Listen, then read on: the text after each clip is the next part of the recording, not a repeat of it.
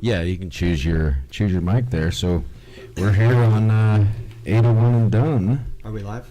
Minus Ryan Mills. Yeah, we're on the air now. So welcome to the show. Other than something's. Check 1 2. Check 1 2. Oh. I think that might have been me. Yeah, there was a little bit of feedback there, but that's because we were playing it through the studio there. So check 1 2. There. Yeah. We're here with Rick Gerber today, 801 and done, with missing Ryan Mills. So it's going to be the Jed and Rick show today. Really? So Rick Gerber, local legend in the Salt Lake scene for a long time, and the Ogden scene too. So Yeah. What are you working on these days, Rick? What am I working on? Myself?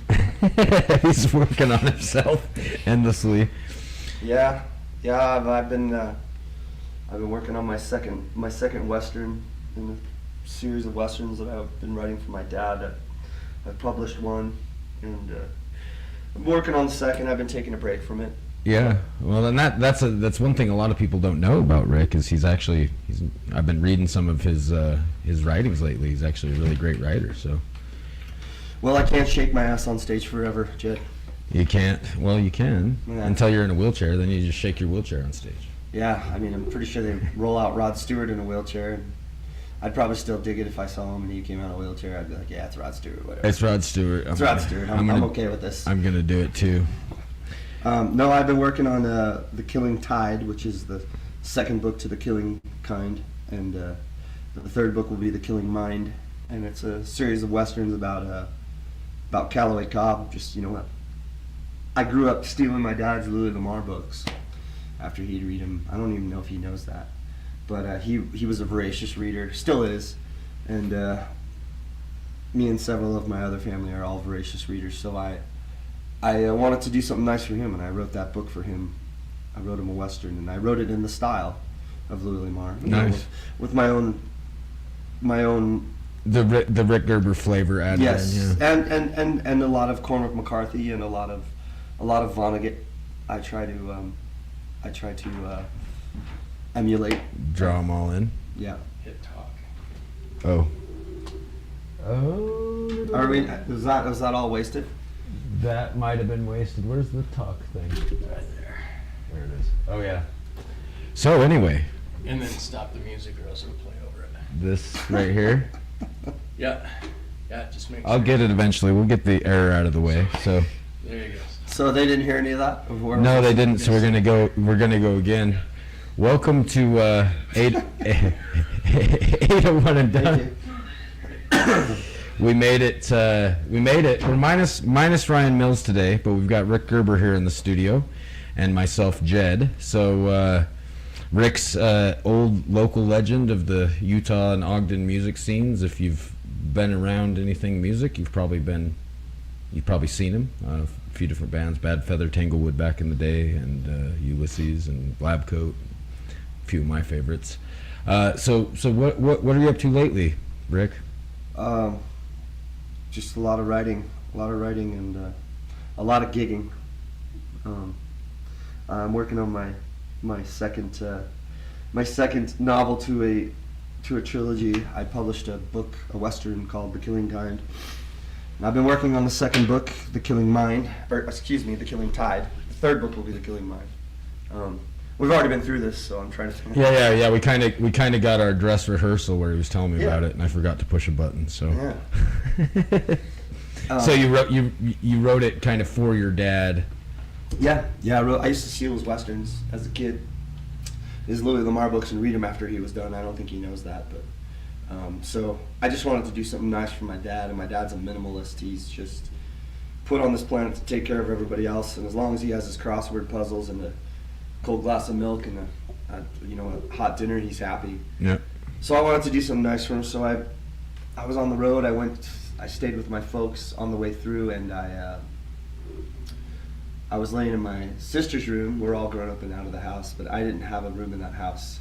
I was already gone when they bought that house, and I was just laying there thinking, what can I do for my dad? So I wrote him that novel, and it's very Louis Lamar, and it's very a lot of essence of Cormac McCarthy. In fact, on the day Cormac McCarthy died, we were publishing that book, and my brother Alex Gerber, who edited that book, and I couldn't have done it without him. He called the publishing, and we got to dedicate in memory to Cormac McCarthy in that book the day he died. You know, a lot of essence of Kurt Vonnegut, whom I love. Are you going to be publishing this series? The first book's published. First book's published. Yeah, it's on Amazon. Amazon. What's it called? The Killing Kind. Yep. So The Killing Kind by Rick Gerber, and you should find him. He's been sharing some short stories with me fairly recently, and he's really a great writer. So it's almost like, well, what'd you say? I can't shake my ass on stage forever. So Nope. so I'm gonna start sitting on my ass and typing on a typewriter. Something like that. Yeah. Do you have a typewriter? Yes. I've been trying to find one because I want to write on a typewriter. They're very archaic and becoming less and less Yeah. attainable. And if you find one like an old piano, they're hard to restore. Yep. Yeah.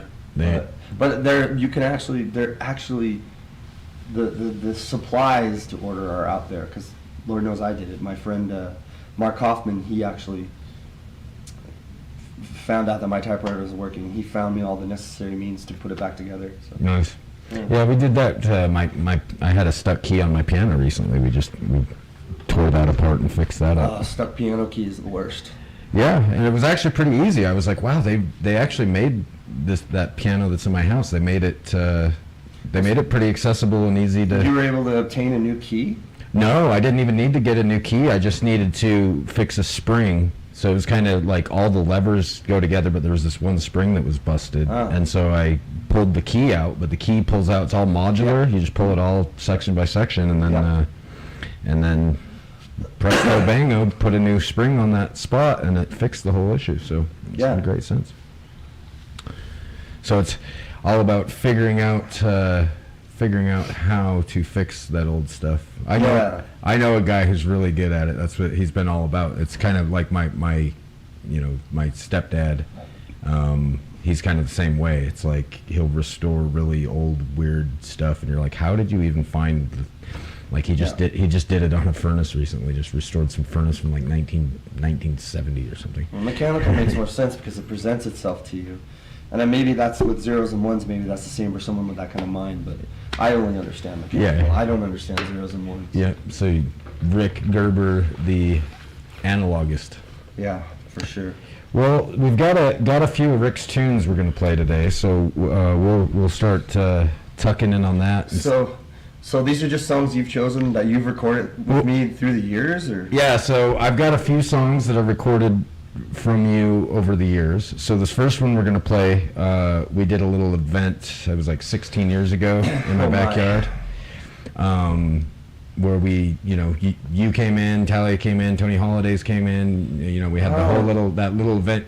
For many years you were like, when are you going to have another one of those things at your house? Yeah, I remember that. Wow, what a motley crew of musicians there. Yeah, I remember that. Yeah, it was. It's quite the motley crew of recordings too. So we're gonna play that first one. I have a few others, live ones. We're gonna go through your most recent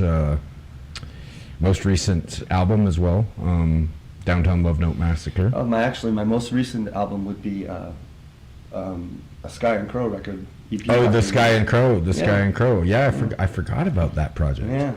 Yeah, which still doing that. Yeah, nice. How's Anita doing? Anahita. I keep doing that. We get get that wrong. Yeah, I know.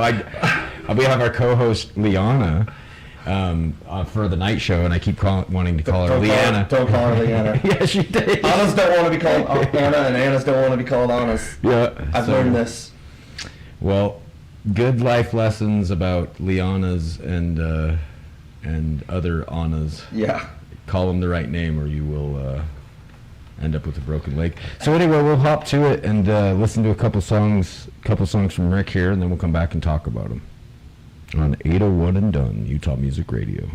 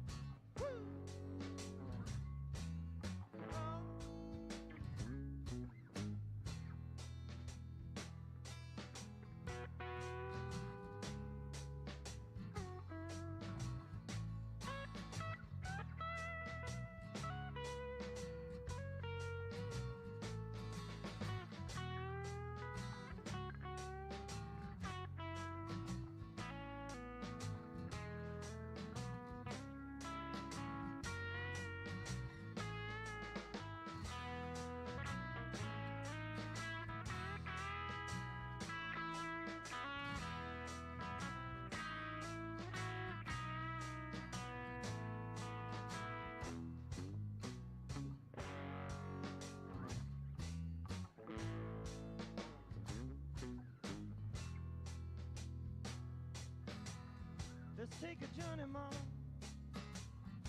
Go by the sea. Lose our control. Let the water cover me. The ocean, when it rolls, lets us know it's real. And you feel so insignificant when you know it's true. The heart of a woman. The heart of a woman. The heart of a woman, it got me spun. It most certainly does.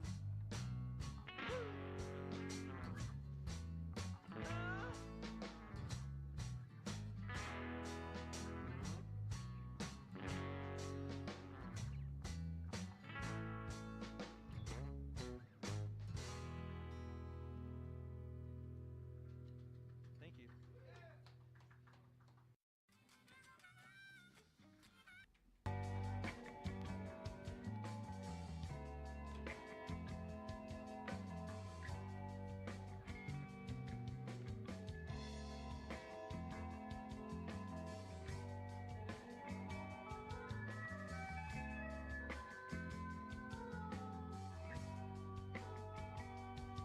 Well, it's all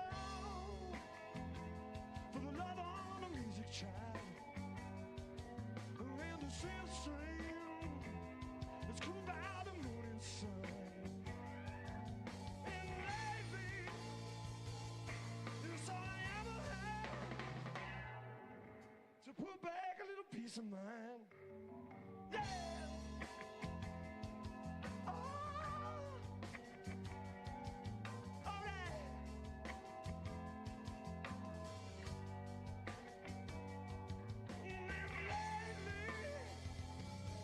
It's all I ever had for the love on the music child. Yeah! Oh! All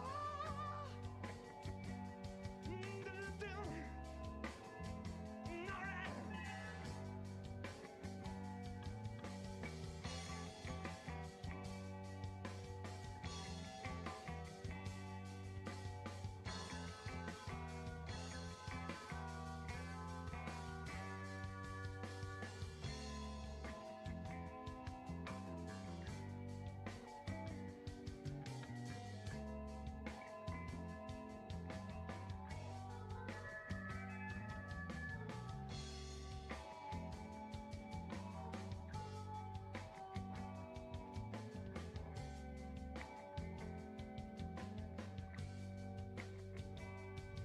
Well, it's all for the love on the music child.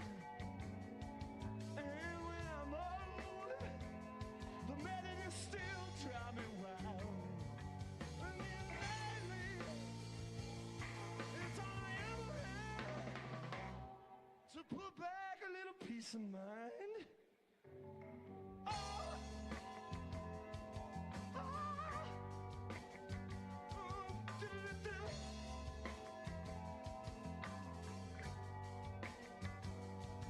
I get emotional when you sing to me.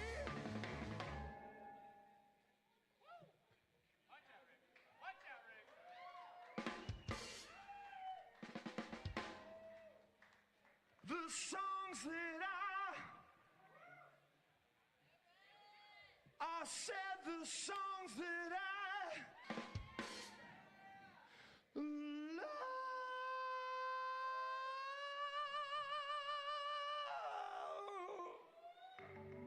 Yeah! You better bring it back. Bring it back. Yeah, bring back the gentle song.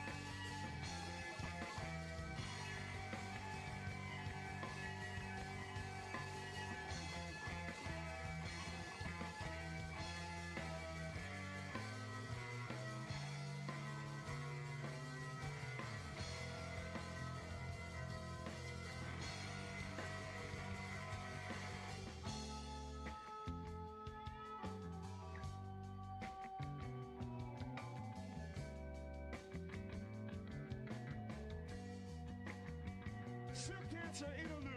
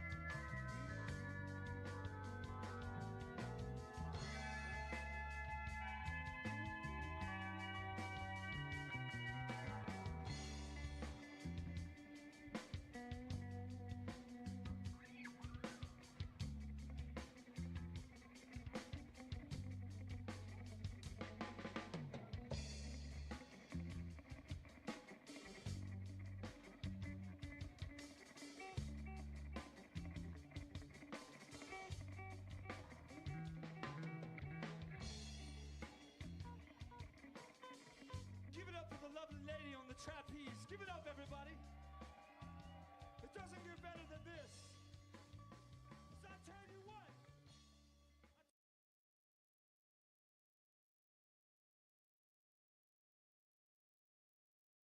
All right, so a couple tunes there that are rolling way back Pretty for far. for Rick. That was a little walk down memory lane. The first one was called Gray Matter, right? No. Heart of a Woman. That's Heart right. of a Woman, yeah. Heart of a Woman. Yeah. Heart of a Woman was the first one. We actually recorded that in my garage like 16 years ago at this weird little event that I held at my house. And the second one was That's All She Wrote, which was recorded. It was the hotel. Now it's Lake Effect. Yeah. They were doing the upstairs, but both of those were from 2009. 2009. Wow. So stepping way back with Rick, and both of those were Ulysses, which is one of your old projects. Do you ever still do anything with John Davis or any of those guys? John Davis plays with Triggers and Slips, so when I sit in with Triggers with Morgan Snow, I have the honor of playing with John Davis, one of my favorite musicians. No, I don't really. Dan Ayer, who was playing bass in Ulysses, he was in Bad Feather for a stint, so and he's in Tanglewood, we're playing tomorrow at the at Kamikazes. Yeah, so go up. I mean, Tanglewood's kind of like your first Was my first real project. band that in my salad days it was a good time. And they're some of my best friends, and we get together and we still play it, all original music. Yeah, you guys usually do that like once a year, right? Once or twice a year we try to do it. Yeah, so you really should get out and check out Kamikazes tomorrow. Up in 9 Ogden. o'clock, Tanglewood, just Tanglewood, a full 3 hours of original old school hippie music, from back in the rock, day. and you play the mandolin in that, right? Yeah. Yep. Yeah. It's an instrument I don't even play anymore.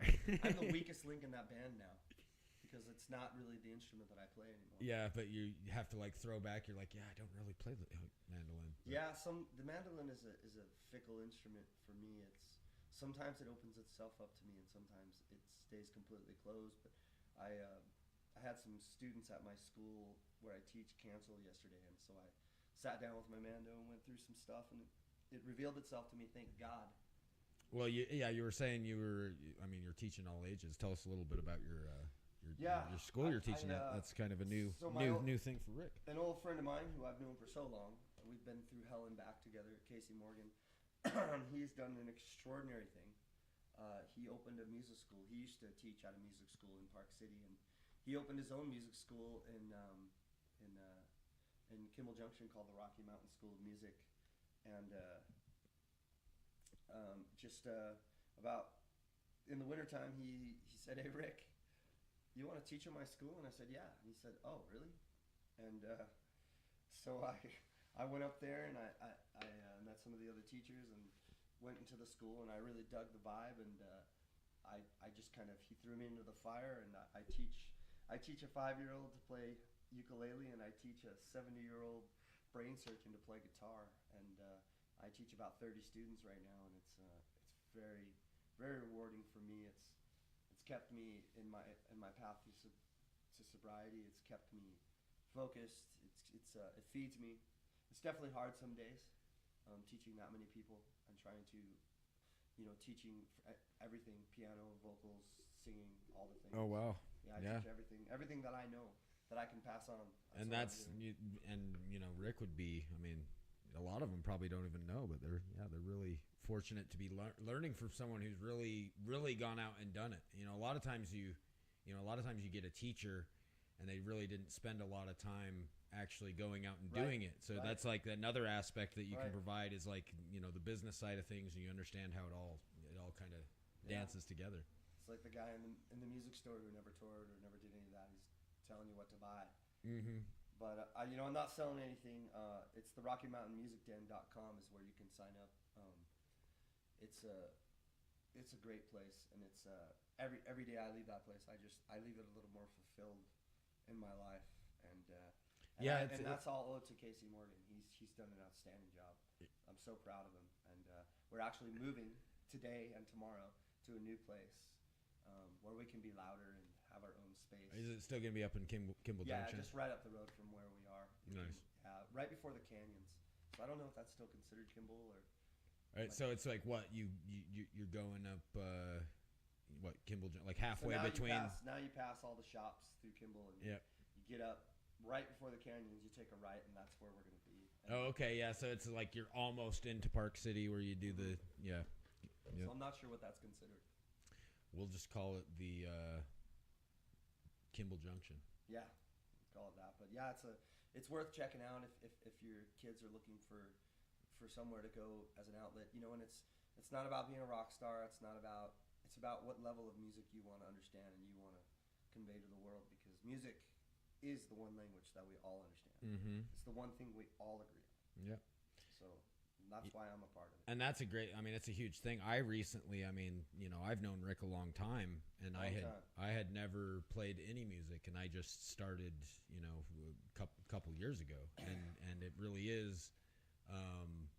Even if you have no designs on like I want to go play out or do anything, it really is. It's a very spiritual practice. I will say, Zen. Learning it as an adult, it's a very balances your mind. Really helps.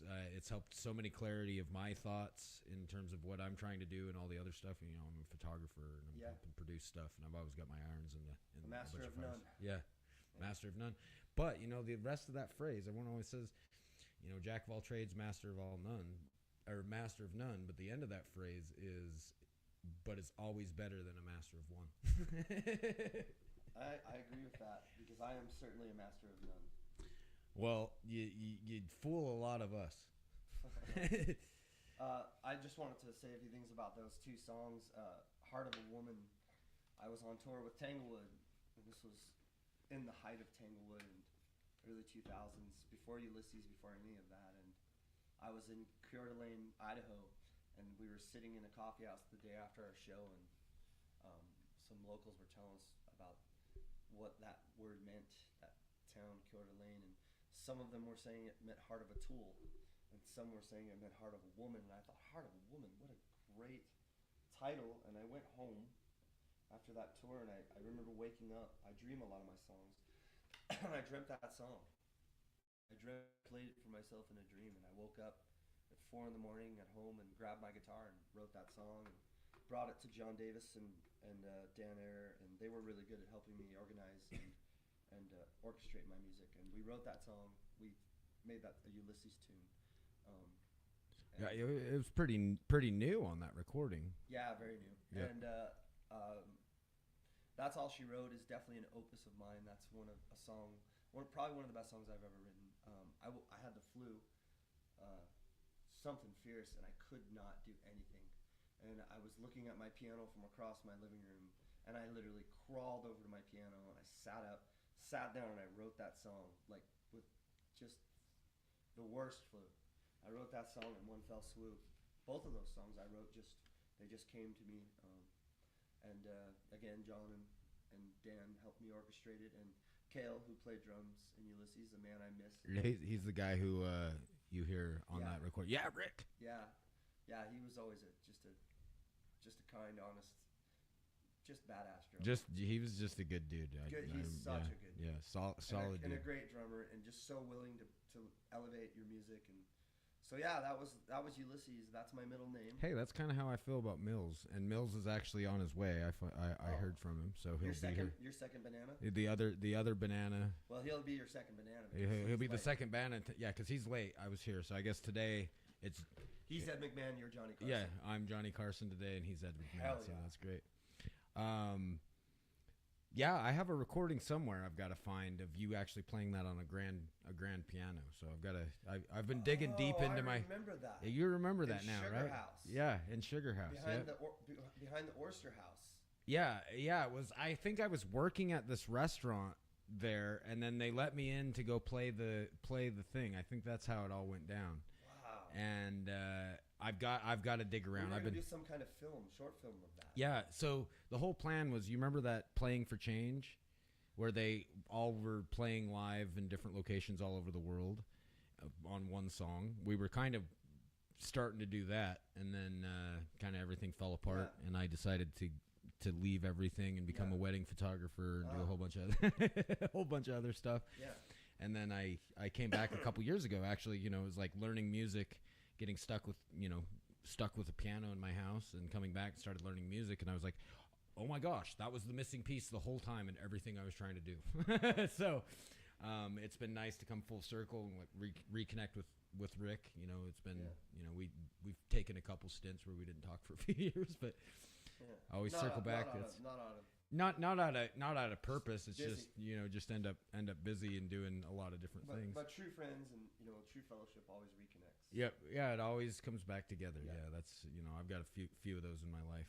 So Rick's definitely been one. Rick's seen a lot of my artistic transitions through my life. So, and I've seen a lot of his. I've seen all your dichotomies, Jed. All my crazy, weird, what people say, I have a whole bunch of personalities in me. I guess you've got to see all of them. Yeah, that's for sure. So with that, we've got Ryan coming in, so we're gonna kick on a couple more tracks from Lab Coat, another one of Rick's bands, and then another Ulysses tune, both from that same era, and then we'll kick back into some of his newer tunes once we come back and talk about these other ones a little bit. So we'll get back to some music from Rick Gerber on 801 and Done, Utah Music Radio.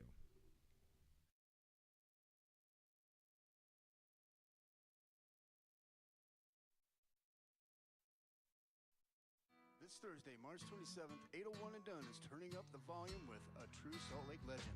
Rick Gerber. You've seen him in Tanglewood, Ulysses, and Bad Feather, and if you spent any time in the local scene, you already know. From dive bars to desert stages, Rick's been putting out raw, honest music for decades. We'll be spinning live tracks, digging into his catalogs, and hearing from the man himself. Thursday between 11 a.m. and 2 p.m. only on 801 and Done. Utah Music Radio. Down, baby.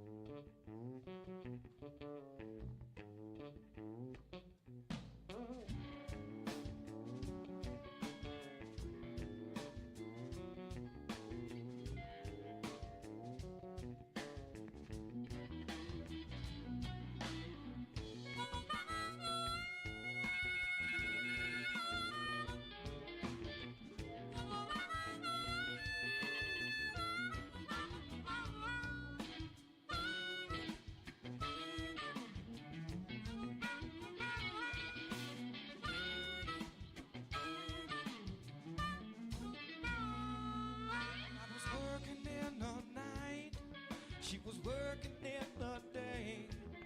We never had time to talk, we never had time to say anything, but whenever we would talk, whenever we spoke, it was when we was laying down to go, go, go,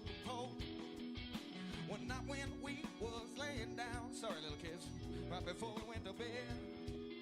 I turned the lights right down to dim, and this is what I said. Leave your glasses on, baby girl. Your glasses on. Leave your glasses on, baby girl. Your glasses on. Leave your prescription on. Glasses on. Your glasses on, baby girl.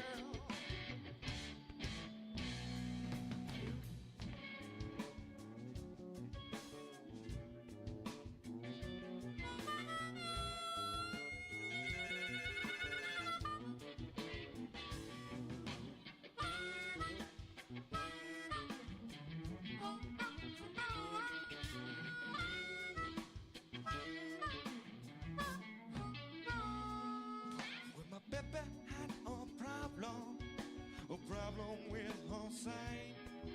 She wore prescription glasses to make her see alright. She always took her glasses on right before we went to sleep. I tried to think of something to say, but I said, rub my feet, leave your glasses on, baby girl. This version's rated G. Glasses on. Leave your glasses on, baby girl. This version's rated G. Glasses on. Your prescription. Glasses on. Glasses on. Keep your glasses on, baby girl.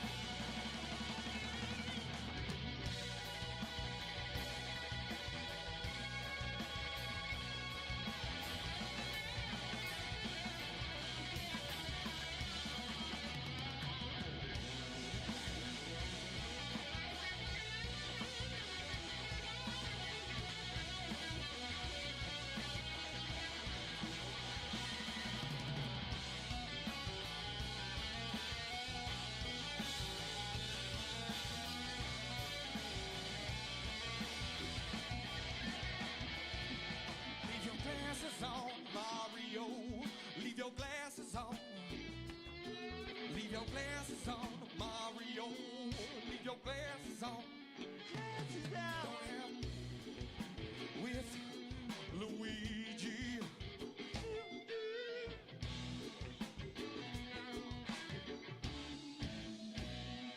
And then we're kicking it in the back of the van with a 3-liter bottle of Shasta. Mario, he was there. Yeah, that's sweet. And his brother Luigi. Oh, wait, I did that wrong. Sorry. Second level. Something like that. Cool, yeah. And, well, we had 3-liter bottle of Shasta. That's right. That's where we were. Okay, go ahead, guys. Yeah, we got it. A 3-liter bottle of Shasta and leave your glasses on, Mario. Rocky.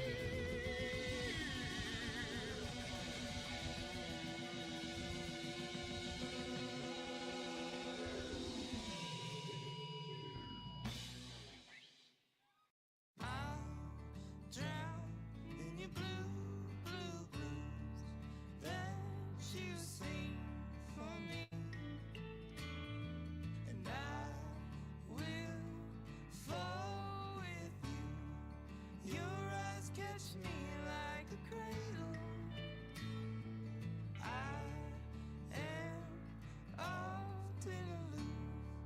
You wait for me to say, I wanna feel your body when the walls close in.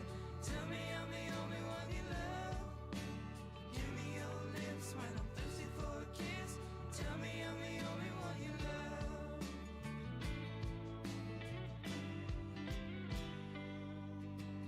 I've slept through the dreams that you keep. I hit snooze on the punchline.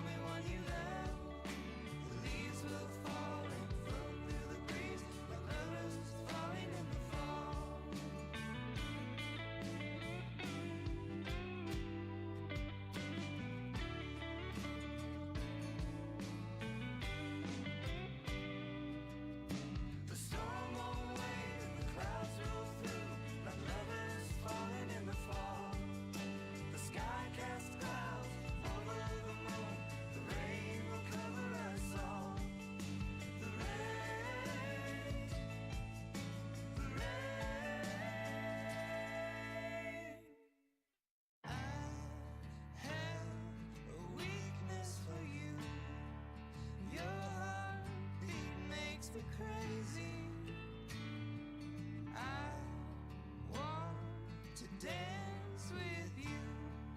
Maybe your rhythm might save me. And I am the odd one out. You turn me around all night. Give me a sign and I'll search for you. Tell me I'm the only one you love. Give me some time and I'll grow with you. Baby, you're the only one I love. The mountains might shift and the sky might fall. Baby, you're the only one. The earth might tremble and oceans run dry. Baby, you're the only one I love. Baby, you're the only one I love.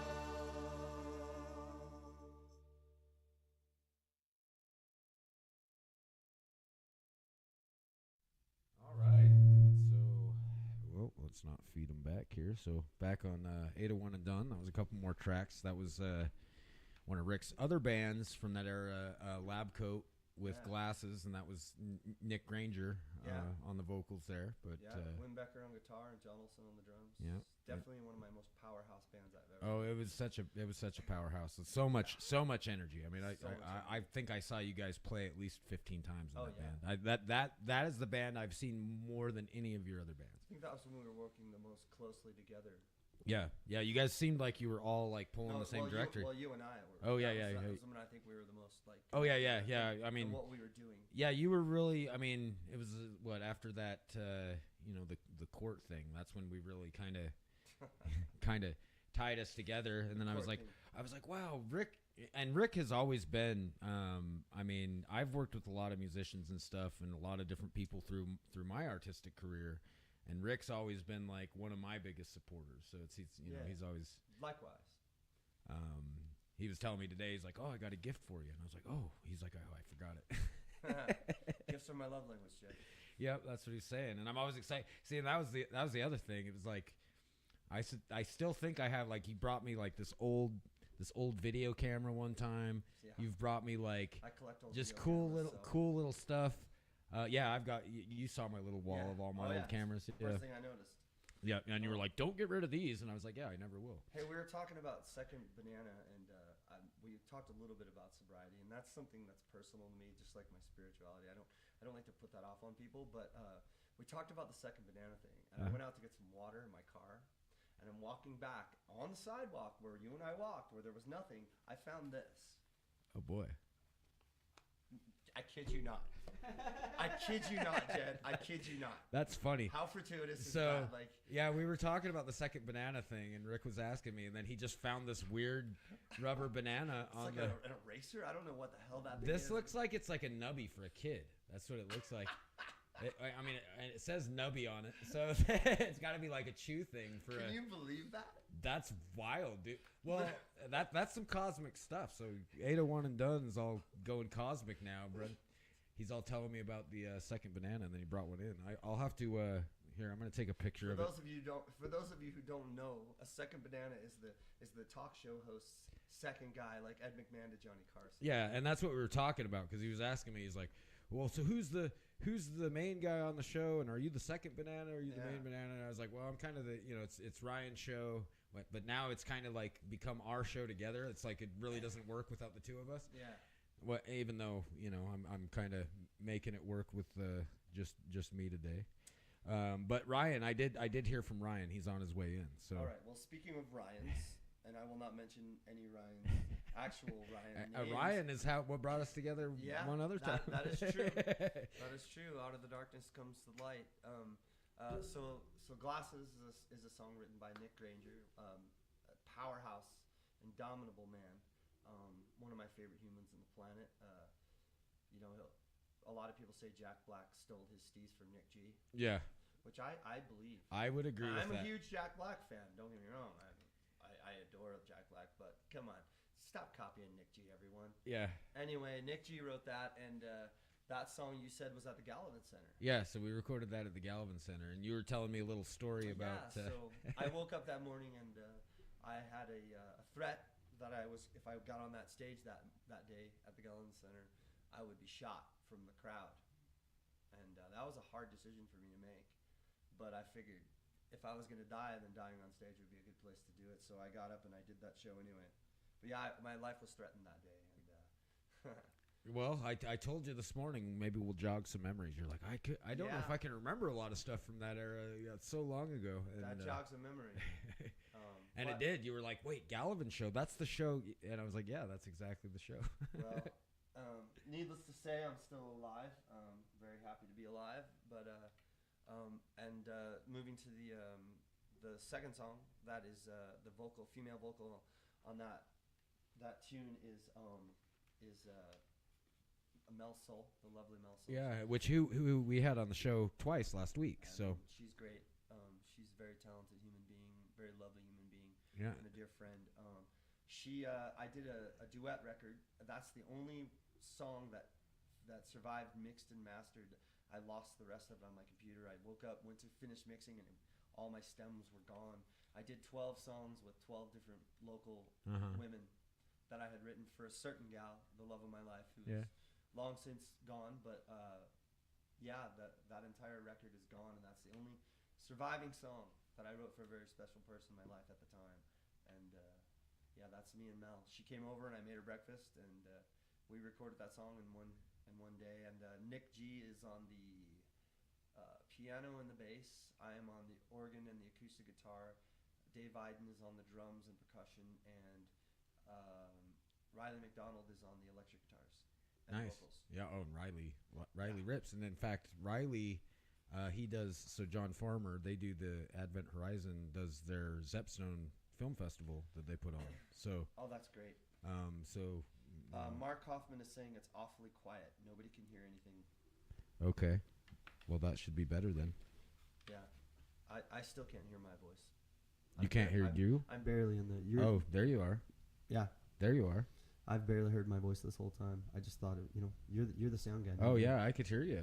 I could hear you, but I guess you couldn't hear you. No. Well, that should be a lot better for everyone. Well, that's... so let's see, where were we? That sidebarred our brain. Yeah, so that's a new song you just wrote, right? No, I wrote that song.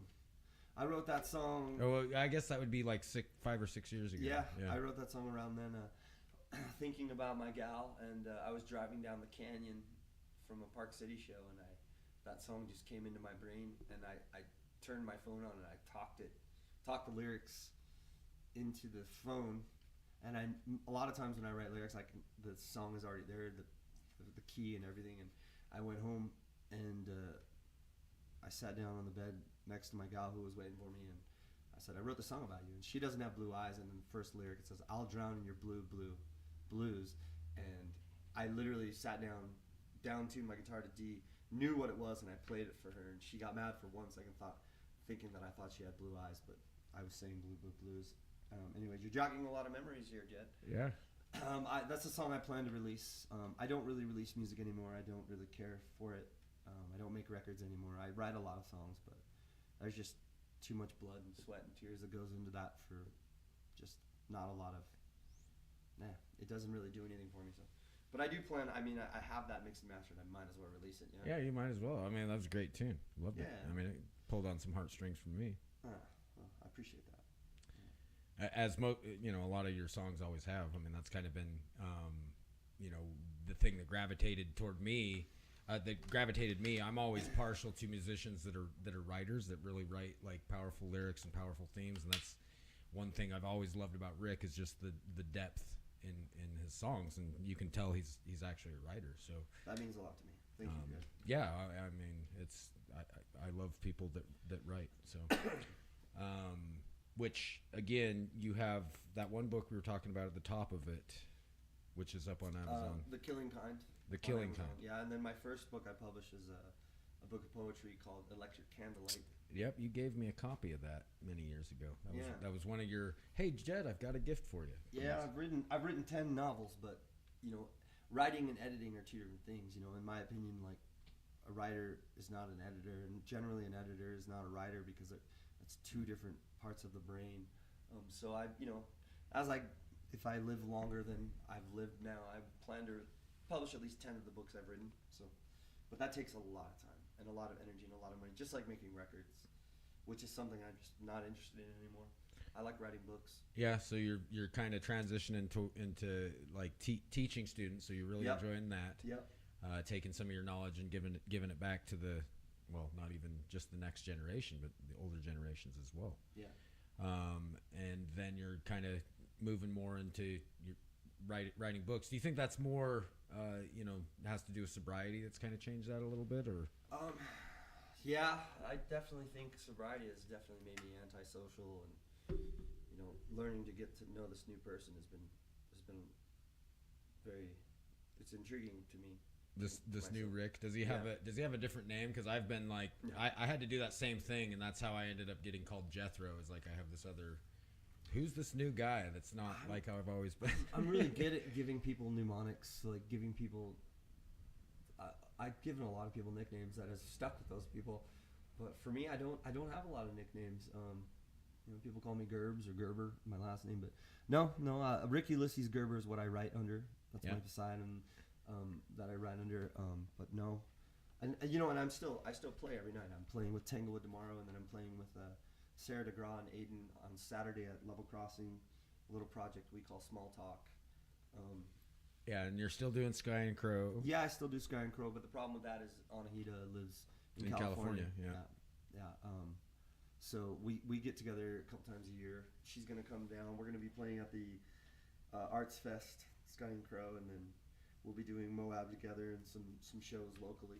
Well, we should try to get you both back on the show. I'm sure she would love to be here. I would love to have Anna here next to me. Yeah, I'm definitely her second banana. You're her. Oh yeah. On that one, you're like, I can kick back and just be. That woman walks into a room and I'm just a shadow. Like, nice. Wow. She's extraordinary. Which is crazy because you know a lot of times you walk into a room and you're a light. Yeah. I don't mind being that person. I play keys for Jasper and Lenore. I play for Meander Cat. I play piano for them, for their band, and it's so nice to just be put in the shadows and just elevate them. And you don't have to feel like you have to carry all the energy. Yeah, and I get to just give them the energy, and of course Jasper shines the spotlight on me and makes fun of my ascot and makes me play 20-minute solos. But no, it's nice to be able to be that person, to be a second banana. Yeah, I like to be both. I like dichotomy. Yeah, So. Well, that's cool in this part of your life. Well, with that, let's listen. I got one more old track, and this one's with John Davis singing, and John Davis is currently with Triggers and Slips, which hopefully we've just been talking to Morgan, so hopefully we'll get them in here before long. But John Davis used to be in Ulysses with Rick. So. One of the best, most extraordinary, most talented musicians in this state, hands down. Yeah, I mean, if you have, Triggers and Slips is kind of a big local band around here. So if you get a chance, definitely one of my favorite bands. Yeah, they're. I mean, they do that. It's just you go see them and you just like, wow, the hours that they have put in. They've put in some work. It almost, as a musician who has to put in those hours, it stresses me out sometimes to watch them because I'm like, wow.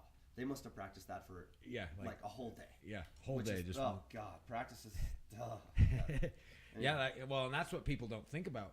I mean, because I came from this perspective of like always kind of just being an observer and capturing it and stuff like that. But you don't realize until you actually start playing music how much practice you actually have to do. Woodshedding. Yeah, just like sitting there and.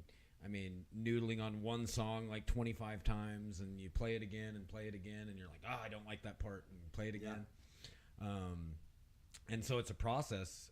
That's kind of why a lot of people just assume, the musicians, they get up on stage and they have all this talent, and it's just that's what they do. But there's actually, a lot of work that goes into getting up on a stage. I mean, I've been working on it for 2 years to get to the point where I feel like I can even do one thing on stage. So.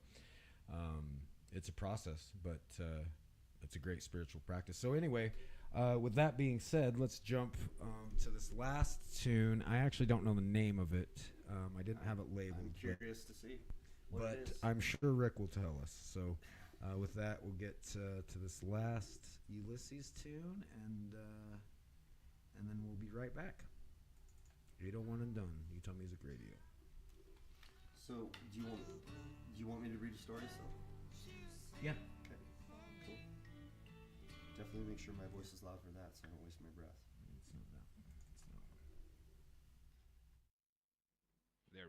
Stick around.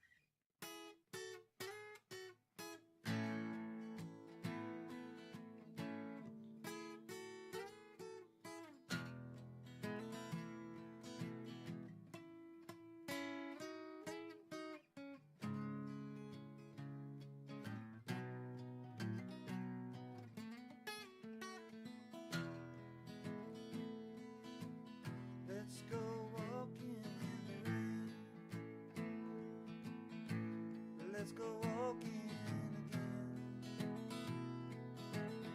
My umbrella will keep you safe if you walk with me today. Let's go walking in the storm.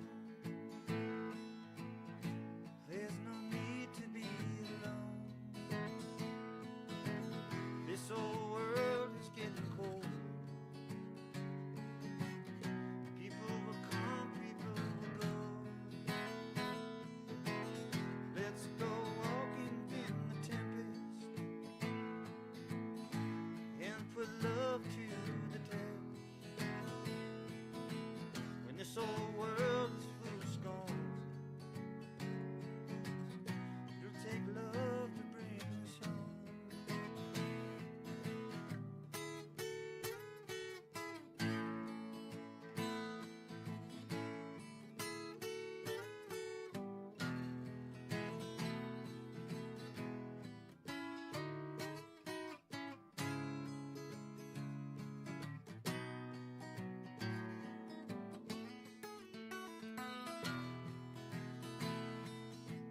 So let's go walking through the streets.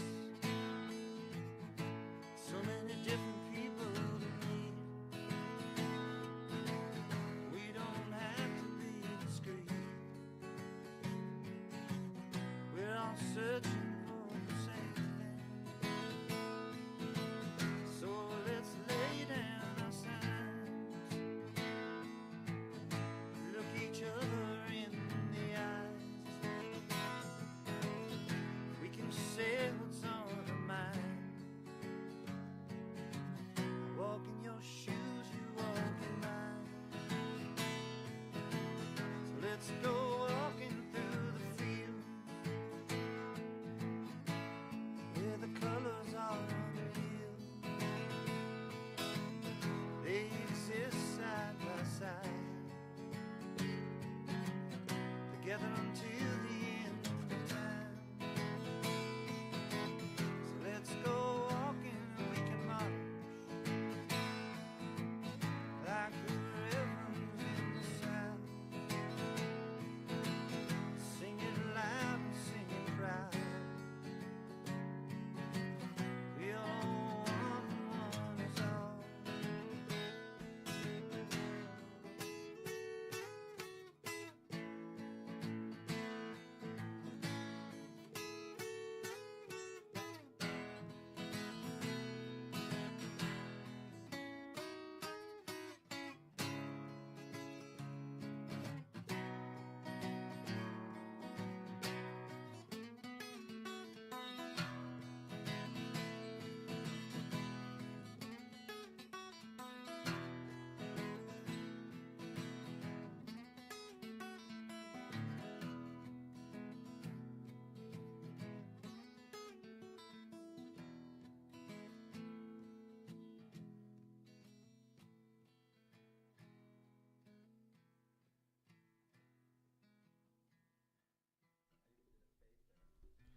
Yeah. Rick even faded us out on that one. Yeah. So that was well, we did three Yeah. Rick songs. So the Ulysses one was the first one. The Ulysses song was a John Davis song. Yeah. That's all John Davis. I mean, he brought the song to the table, and we I'm pretty sure he actually told me what to play on the guitar on that song. But that's how that guy's mind works. He's a genius. I believe that song is called Know It All, but it might be Antisocial Butterfly, but I believe it's called Know It All. And just what a great song. That guy is he's like the Pixies, Stereolab, the Beatles, all just mixed into one. That guy, one dude. Yeah, in one guy. He's extraordinary, and I mean that song should be on the radio. People should be hearing that song. I love that song. Well, that's what we're here for. Yeah. And then we did one of your solo album. We did Love Not for Sale. And Yeah. That's from Downtown Love Note Massacre. Yeah, and that's that song is very personal and dear to me. Joshua Cook, he one of the best producers, artists, guitar players, piano players, singers, writers that I know. He hails out of, well, I mean, New Orleans, France, and California. That guy is in between those places, and he came down.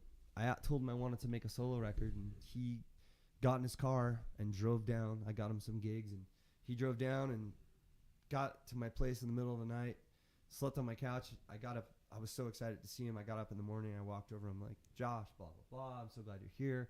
Let's make an album. And he sits up and he says, Rick, we're going to do it like Rubber Soul. And I'm like, well, you had me in Rubber Soul because the Beatles are my favorite band of all time. And he said, we're going to put 12 songs on. We're going to put a bunch of songs on a board, and we're going to pick the songs that fit into the story of the record, as like John and Paul did for Rubber Soul. I'm not comparing myself to the Beatles by any means, but I think it's fair from my perspective because Beatles is one of my favorite bands, and that's one thing I've loved about Rick that drew me to him from the very very first time I ever saw him was having that Beatles vibe. Yeah. That's kind of what I always look for in folks that I work with. So you've got it, maybe not them, but the Utah version. Nobody's the Beatles. Well, anyway, yeah. So Joshua helped me put together that record, Downtown Love Note Massacre, which is my best record by far, hands down. Junior Richards had a big part in that, producing and funding and doing all the things with me. Greg from Pale Horse and all of the musicians that are playing on that record, all somehow fortuitously were in the neighborhood, like Ashley Kay and just so many great musicians were just happened to be flying through and reached out to me, and I'm like, hey, come stay at my place. I had a big place. I lived with my friend Adam, and we had extra bedrooms. And I just made these musicians. I didn't even tell them what the song. I didn't show it to him. I said, I want you to play this instrument on it. And I put him in the studio with Joshua, and we just made him play on that. And on that song particularly, it's me on the piano and organ, Joshua on drums and guitar, and me on vocals, Jillian Chase on vocals. I think that was the roster for that. Anyway, that's kind of my Neil Cassidy. He wanted to be a writer, and he was able to write one book, The First Third, which is one of my favorite books. And so I kind of think of that as my first third, the first third of my life, those lyrics. And Joshua Cook, he helped me rearrange that song, so he has credit to writing that as well. He really put that song in perspective for me and helped me tell that story, how it's told in that recording. So. And then you even brought me in. I got to do the photography for it. So. Oh yeah, that's right. Yep. Wow. That seems so long ago. Yeah, that even seems so long ago. It wasn't that long ago. And then going into the third song, that's a song that so during COVID, I was alone. I didn't have anyone, and I'm not an internet guy. I'm not a FaceTime guy. I actually quit social media during that time. I haven't been on social media since. I have people do social media for me. Sorry, guys. That's why I don't respond. So don't think I hate you, because friendship goes much farther than social media. Not that I have any problem with social media. It's not what I do. So I was alone, and my dog Arrow, I swear she was talking to me at some point. But my daughter, who is the best song I ever wrote, the most extraordinary human on the planet, she's so involved, and she's so informed and intuitive.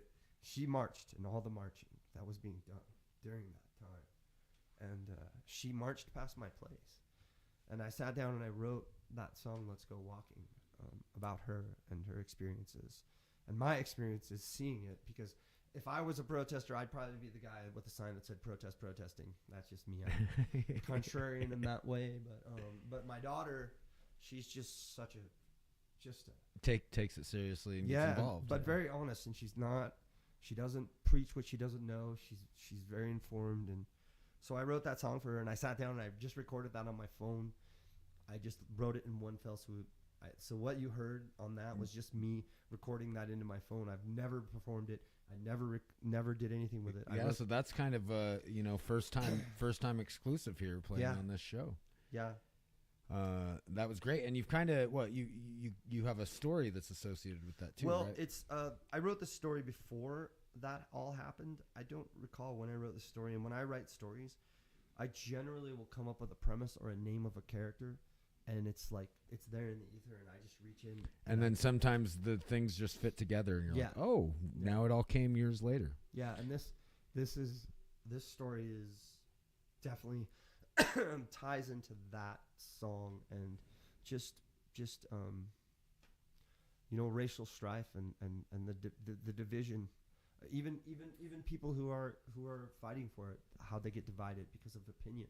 A matter of opinion is so much, and I think at the end of the day, we're just all stuck here together. Yeah, we are. We're all on this floating rock in the middle of outer space. Yeah, just, and we're all allowed to think what we want to think and love who we want to love. And so you asked me to read a story. I've never been asked to do that before. Yeah, so I mean that's something that I wanted to bring forward with Rick because he's a fantastic writer. So he brought a little short story to share on here. We've been sharing some music, but I told him I was doing this thing a little earlier this year, and that's kind of how we reconnected again.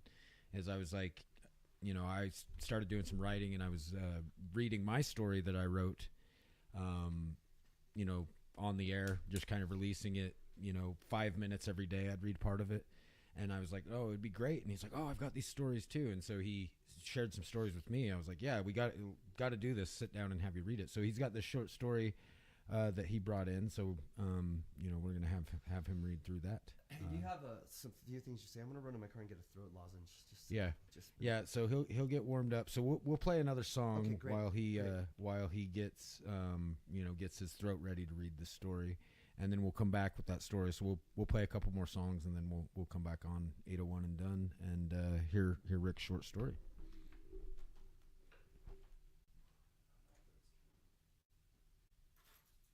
Let's see if I can find an apple. Instead of a banana.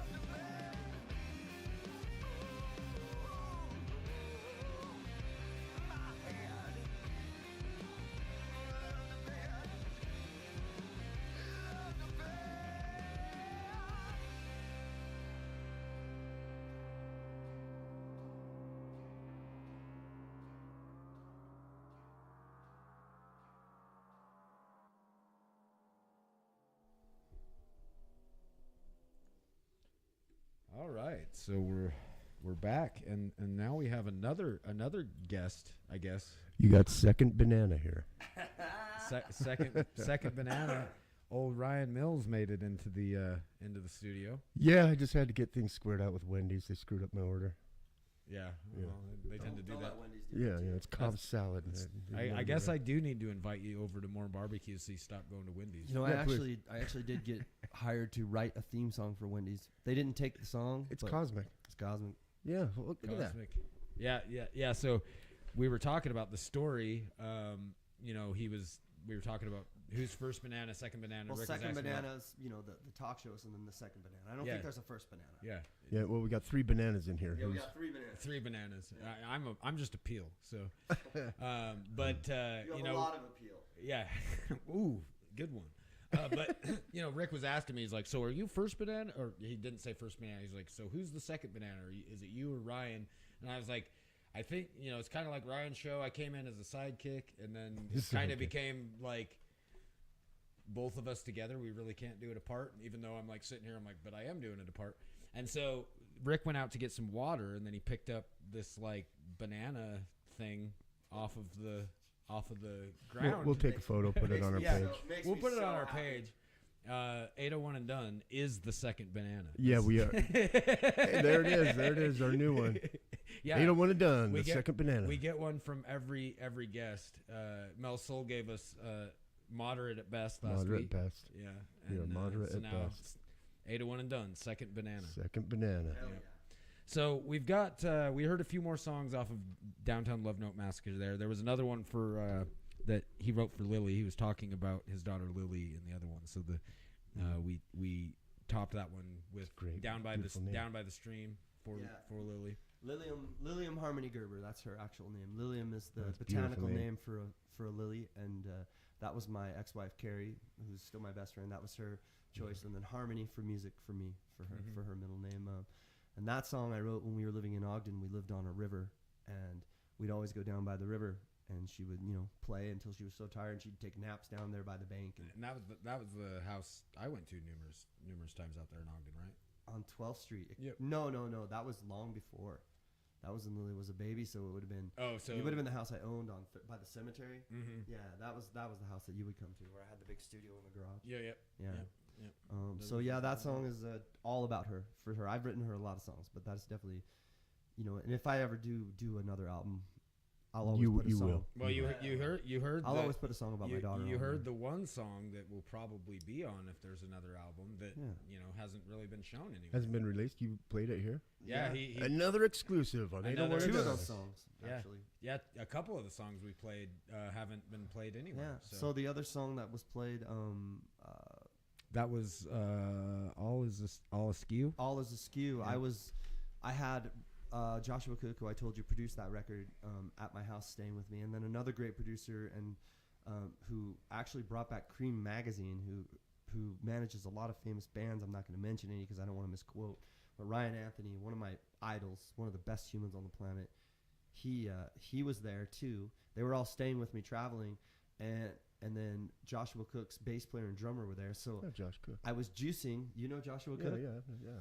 So he produced that record. Really? Downtown Love No Massacre. That's cool. One of my dearest friends. I was juicing in my kitchen, and those lyrics came to me. The lyrics that I sing and the chorus and the melody. And I went into the studio where they were all staying and hanging out. And I said, Josh, I just wrote the song. I want to record it. And I want you to write some lyrics, and I want Ryan to write some lyrics. So we recorded that song, and on paper plates, napkins, like they were pulling up and writing their lyrics that you hear them sing those different voices. They wrote them on paper plates. Yeah, while you were juicing. Well, and we're not talking steroids, guys. At this point, we were drinking juice. We were drinking. You were drinking the juice, but the question is, was there 2 bananas in the juice? That's a smoothie, not a juice. Bananas don't really juice. Yeah, that's a smoothie. It's more like beets Jed. and celery. You're about to lose the captain chair. Yeah, but come on. Hey, I worked really hard for this thing. So anyhow, those guys are singing on that, and then Wim Becker from Labcoat is playing guitar, and it'd be so hard to remember all the people playing on that song. Junior Richards, Nick G, and a few other people joined us on the chorus for that song, I think. And then the last song, Downtown Love No Massacre, the title song to the album Downtown Love Note Massacre, which is named after I found a love note on the ground in Salt Lake City and picked it up and read it, and it just gave me the idea for that song. And then one of the lyrics in that song is about trains, and I was at a festival with Nick G, and a train was going by, and I was just, man, listen to that. And Nick was like, everyone loves the sound of a train. And so that was the little lyric, and that was based off a conversation I had with Nick G. And then the rest of that song just came out of nowhere. Riley McDonald's came over while we were recording, and he's like, oh, I'm like, will you play some guitar on this? He literally did that solo in one take, and he did the octave solo to it in one take, literally. And Dave Mealy's on bass, Lonnie Blanton's on drums. Dave Mealy's playing a bass synth as well as synth on that song, and Joshua Cook's pretty much riddled all over that whole record. I think Joshua's singing on that with me, and then I'm on guitar and vocals and some keys, synthesizers. Yeah, that's just a pile of really great Salt Lake City musicians at the Crossroads. A pile. A pile. Yeah, I mean, picking up a letter off the ground from Salt Lake could have gone many different ways, but it went. That's cool. It went in a beautiful way like that. Yeah. Well, so anyway, we got this this short story that Rick wrote that we're gonna read now on the air. So he's gonna take part of it, and I'm gonna read part of it, and then we'll kind of go back and forth, and we'll read through it, and you'll get to get a nice little audio book of one of Rick's stories. Yeah, I'm just gonna sit back and watch Jed's show. Yeah, this is about Eisenhower Benz. He was just there in the ether, and Now, is Eisenhower Benz, is that the character of the story? Yeah, and this is a fictional story that I wrote, and he was just there, and he just told me this story from the ether, and I wrote this story, and it's called the Amended Heart. The Amended Heart. Yeah. About Eisenhower Benz. In 1972, Eisenhower Benz, Howie to his friends, was fed up with the colors. Those damn ragamuffins, they got no damn sense for what matters. Always fussing and boozing. They bring our country down, he would often spatter. A detached man, a self-made man, soldier and devout American. His only real tie to compassion was his daughter, Eva Lynn. She was his pride and joy, long and tall, delicate and lovely. She was angelic and simply down to earth. Yet her beauty outweighed any and all possible speculation about her demeanor or her natural grace. She and her father had recently had a falling out and were not in contact for some years. This killed them both. Aside from their beliefs, they were as tight as railroad ties. Eva, she could not get behind her father's voracious and primal bigotry. Papa, we're all red in our veins, she would say in such a delicate way. Blue-blooded, blue-collared Americans built this country, Evie, he would retort with a harum tugging at his belt and proudly pulling up his slacks. After her mother Mila had passed, her father fell dormant and distant. Not even his passion or distrust of immigrants could spark his passions. Father and daughter eventually fell apart, and Eva, bless her heart, was forced to go her own way. Howie Benz grew up in a rural neighborhood painted with white folk. He only ever knew one way, en route to his father and his father's beliefs before him. By the time he was old enough to make any decisions, he shipped off to the Navy, where he spent a stint of his life at wartime in World War II. During this time, he had befriended another soldier who went by the nickname Buzz, a proud and whimsical kid, capable of citing laughter at the drop of a pin. Howie never really got on with most people. His fuse was short and his temper shorter still. Something about Buzz connected to him. Why, even when Buzz would harass Howie and egg him on, Howie would give in to him with a chuckle. The two young men saw action and shared bunks for well on 2 years. Marvin, a young colored fellow, had bunked beside them, with a French fellow named Theodore, who they so willingly called Frenchie. Hugh preferred keeping to himself, but he did not seem to mind the other bunkies. Well, not too much anyway. They all lived on the battleship Dumas, which was said to be one of the most fortified and fastest ships in the U.S. fleet. This was true, but in wartime nothing can withstand constant battles, so it was. The carrier Dumas was attacked on a beautiful day in May, just off the coast. How fortuitous, we're in May. I just got that, that's crazy. A beautiful day in May just off the coast of the Pacific where battle was thick. The boys gave a good fight, but inevitably the Dumas was struck portward bow and went down into the salty ocean in a rumbling, flaming spectacle of ocean tragedy. Not many survived on that arduous day. In fact, after floating for days, the survivors, that being Hugh, Frenchie, Marvin, and Buzz, with only a handful of others, were forced to tread water. Buzz lost his leg and was bleeding out. The 4 soldiers stayed tight until the sharks came. It was Buzz who was the unlucky one. It was Buzz who went first. Howie fought those sharks off with a piece of rebar, trying to save his friend, and in his mind, when Frenchie and Marvin swam away in fear, he blamed them for Buzz's death with rage and contempt. The 3 of them survived and were saved only to be adorned with medals and a Purple Heart, but Howie saw it differently. He lost his friend, maybe his only friend. Marvin and Frenchie were cowards in his eyes. Life had caught up to this poor man rather quickly after the war, and his path was writ. His anger festered, and his mind dwelled and twisted. He grew bitter with age and time. After the war, Howie had a fortunate encounter with a lovely woman named Mila. She picked him up from his follies, and they fell in love and were married. After some years, Eva was born. It was the best day of his life. Throughout the years, he steered clear of colored folk or immigrants. They are ruining this country, he would often think in his mind. He did his best to hide his dispassion from Mila, but she knew. The woman was smart as a whip, and it pained her to see the man she loved harbor hate for another human soul. Mila knew her man so very well. She could see far beyond his necessary evils. Deep into his heart, she could venture to see him for the reputable qualities he was capable of. She knew his potential and his capacity for good, and she would always love him no matter his hang-ups. When Eva was 15, her mother was killed in an automobile accident. Tragically, it sent her father far away and pushed him over deeper still. The woman driving the car was of Asian descent. It was nobody's fault. When pain overwhelms us, we let it take away reason and convince ourselves that we deserve penance and become a pariah to our own selves. He went blind. Not in the literal sense, but his eyes and his heart were dormant to the beauty of life. Soon after, when little Eva was not so little anymore, she was in her mid-20s, and her father had a falling out. Her and her father had a falling out. The world is a cruel place, Eva. You're only fooling yourself, he said indiscriminately. She let her tears and her heart do the talking. Bad news is good for the soul, Papa. I love you with all my heart, but until you learn to let go and see people for who they are and not what they are, I am leaving. You would stick up for these shits who come to our country on our dime? For these, he stopped and caught his breath. You would forsake your own blood, then you are dead to me, he said maddeningly. Howie was a different breed from a different time, so I will only go so far as to not put down my fellow man, but I think you catch the drift. Howie had nothing now. A cheap beer and a cigar and the morning paper were his only companions. True enough, the grocer loved him, his barber loved him, the old woman down the street who walked her yappy dog even gravitated towards him. But sadly enough, he could not see this. Sometimes we build ourselves a wall, and we govern our emotions and give ourselves to hubris and unnecessary pain. And deep down, somewhere inside, our true heart cries out for new elation, for peace and understanding, for kindness everlasting. Howie would sit back in his old leather reclining chair and grumble to himself about the world as it was. Destitute, he would often say to himself, destitute. Wow, what a day it was. Eva had finally come through a long tunnel of determination and toil. Her and her husband, Craig Miller, a handsome and fine successful man, a philanthropist and architect, had achieved their lovers' goals.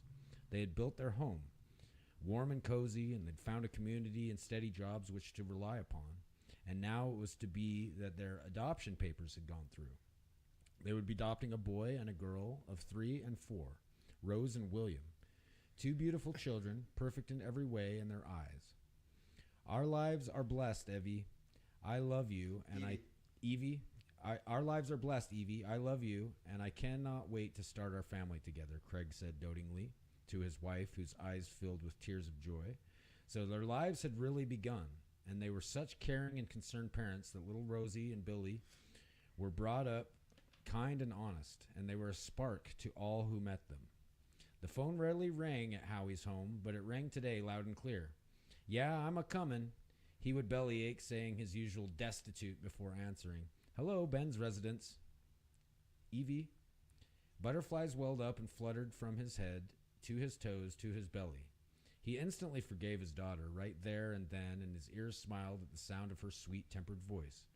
Today was a big day. He was going to see his lovely daughter. He could barely contain himself. He had to get ready. After hours of tidying up, he needed to get some supplies, so he's off to the grocery store. Tanya was working, and she was a family friend who grew up with Evie. Hello, lovely Tanya. How was your day? He said, letting his groceries fall carelessly onto the conveyor belt. Hi, Mr. Benz. You're awfully chipper this morning, she said inquisitively. Evie will be here tomorrow. Evie will be here tomorrow. I get to see my little girl. Yeah, I feel good. How are you? Thanks for asking, she said. I'm doing just fine. I just talked to Eva. She sure is excited to get back here and see you and introduce you to her children. I have to say, I can't wait. To think I'm a granddad, he smiled. It sure is something, you being so accepting of them. Good for you, hun, she spoke as she loaded his bags. Well, I know I can be a stick in the mud, but I don't have a problem with adoption. In fact, I think it's the American thing to do, and I am very proud of my daughter. He stood up straight with pride in his voice, and she smiled at him and said, well, it sure is a turn for you to welcome 2 colored children into your family. Howie froze, his world spun out of control, and he turned, leaving his groceries stranded in the grocer conveyor belt, and walked away from Tanya. Mr. Benz, Howie, sir, she called out to him. Ring, ring. Eva picked up the phone. Hello, Miller residence. Oh, hi, Daddy. We can't wait to... Oh, okay, yes, I understand. Dad, wait, can I... Okay, I love you just the same, and I miss you. Yes, goodbye. She leaned against the wall, lachrymose and distorted, tears welling up. What's the matter, baby? Craig asked with a sad voice before he even knew the answer, cradling his wife. That's all I got. Oh, well then I'll finish. Cradling his wife in his arms, with all the love and remorse a man could possibly mutter, she looked up at him with a helpless stutter and cried. He said, don't bother coming. The years passed. The kids were growing up happy and wholeheartedly. Life seemed to meander and dwindle for Howie. For even Craig, despite the sadness and regret of her father, life was simply good and wholesome. Despite the division of race, Eva and Craig both knew they were doing something worthwhile. They were changing the ebbing tide for future generations to come. They loved their children, and they instilled compassion and values into their hearts. The kids were now roughly 10 and 11. Eva was nervous. Her and Craig were leaving on a long trip to New York. Craig had an enormous business opportunity that way. It would change their lives for the better still. They had to take this opportunity, and Eva didn't think it right to take the children, so Rosie and Billy would be staying at the neighbors with whom the Millers were very close. You see, neither Craig or Eva had any family. All of Craig's family had their children at an older age and had passed on, and Craig's brother had died some years ago. Howie was Eva's only surviving relative, and therein they had to trust to their closest friends. Within the bigger picture of life lay the greatest mystery. God, nature, fate, circumstance. What will you choose? Take a deep breath. Whether or not you believe in God, or if he is up there looking down, I think it is safe to say he would be pleased in any and all spiritual paths taken. That the path elevates you to truth and kindness. That questioning of purpose and existence is in fact what is to be done. For the divine mystery need not be attained, only carried in the heart. And as the century turns, brighter minds and gentle spirits will ask new questions and delve deeper still into new riddles and unwritten stories. Whether fate or God have a plan, ours is not to give up. We must preserve, learn, and grow. And above all, find a way to live together as one. Howie answered the phone again in his usual way, for which we will skip the pleasantries. He stood there in the foyer for some time. He hung up. What had not happened for many moons came easily more now than ever before. He cried, his tears flooded his entirety, and every moment of his life to right now, and the arc of his regrets stormed the waters of his world. His love, his life, his little Evie, the only thing he had left from his wife, and his fleeting moment of real happiness. She was gone. Her and her husband had swerved off an icy road somewhere between Vermont and New York. Howie sat on his porch. He twiddled his thumbs, and he could not keep down the nervousness that he was feeling. His whole world was changed, and it was about to change all the more. He had done a lot of thinking. He had had his child at a young age and was still quite young himself. How could he have ever let her go? How could he turn his back on his child, his world? It was time to let go. How could he have been so closed off from the world, from people, from experience? A dark blue 73 sedan drove up to the curb of his house. His heart skipped a beat. The door opened, and a spruce man in a suit walked around the car and opened the passenger door. Out stepped 2 children with their backpacks. Howie could not believe his eyes. His heart grew. He had never seen anything so beautiful. His daughter's children, his grandchildren. William and Rose walked up to Howie. Naturally, they were kind and open, and their mother never spoke out of turn about their grandfather's eccentricities. No. She told them that he was a very busy man, and he loved them very much, and that they would see him someday. It was little Rose who spoke first. She looked up with her big brown eyes and smiled a child's smile and said, "Hello, grandfather. My name is Rose, and this is William." William answered back, "Call me Billy." Something overcame Howie like a light in the attic, or a sun coming up just over the mountains, cresting just so that everything beneath its light was revealed as it should be. Yes, he was still skeptical, but he could not deny his daughter's children. He looked down into the pool of their eyes, drowning deep. "Call me Howie." He tapped his sides, fidgeting. He looked around and said, "So, this is our new home? This is your new home?" And turning to the gentleman, he shook his hand and led his grandchildren to their life ahead. "Papa, Mama said you were her favorite thing. She said that you are a hero, and you saved a man's life from a shark," Rosie said, looking her grandfather in the eyes. "Hey, Papa," Billy asked. "Yes, son, what is it?" answered Howie. "Is it true you can punch a shark in the nose and it will turn and run?" asked little Billy. Howie was overwhelmed, but he was happy. He might have even welled tears in his eyes, but it was most likely allergies. "Come inside, children. How about some PB&Js?" he said, taking their hands. "Swell," Billy said. "Sounds like a gas, Papa. May we have some milk, too?" Rosie asked in her lovely little voice. "My child, you can have whatever you like," Howie said with a smile. He didn't remember that smile until this very moment. And so the days came and went, and Howie could hardly remember his plight. He was grumpy from time to time, but it was of no consequence. He had a second chance at life, and it fell in his lap, and he welcomed it. It was midsummer when he came to pick up his grandchildren, like he did every day, from school. Rosie came out of the school doors crying, and Billy had a shiner on his right eye. "What happened, children?" he asked, deeply concerned. "It's okay, Papa. Some of the kids don't think colors should drink from the same drinking fountain," Billy said. "They're wrong, Papa, and Billy didn't like that, so he punched Sam Jenkins, who started it all," Rosie said. "I'm sorry, Papa. Rose is all I have, and I just couldn't let her be treated that way," Billy said apologetically. Howie reached into his pocket and produced $2. "Billy, take your sis and go across the street and get some soda pops and snacks. I'll be over in a tick." "Wow, thanks, Papa," they said in unison. Howie walked into the school and headed slowly to the principal's office, where he was greeted by the assistant, Trevor Gates. "Hello, sir. Are you the colored kid's granddad? That's got to be a hard turn, huh?" Howie didn't say a word. He walked right up to him and rapped him across the face. The man fell to one knee, blood pouring from his nose. "You broke my nose. What is wrong with you?" the assistant principal whined in shock. "Listen to me and listen closely." And as he spoke, the principal peeked out his door, and the secretary and a few others all gathered round. A few students walking by even peeked in to witness the spectacle. "I've spent most of my life in the dark, and I've been right where you are. I only wish someone would have broken my nose or punched out all of my teeth." He spoke with honest fruition and drive, and he continued, "I have lost my wife and my daughter. I have spent so much time angry at the color of someone's skin, when I was only angry and afraid of myself.